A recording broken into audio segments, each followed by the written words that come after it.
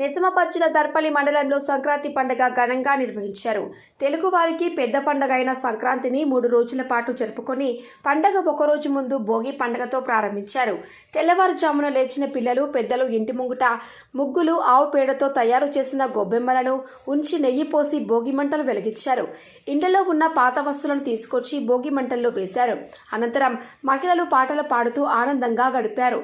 ఇంటి ముందుకు వచ్చిన గంగిరెద్దులు బియ్యం దానం చేశారు.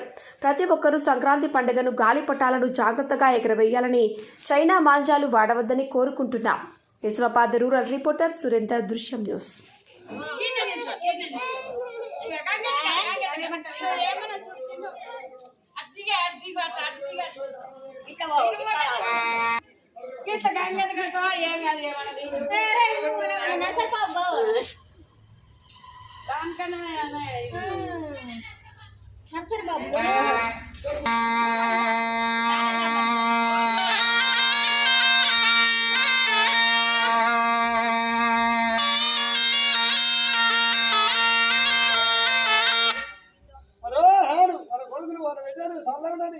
సంక్రాంతి రోజు మనకొక 116 రూపాయలు నాన్న చెప్తారు.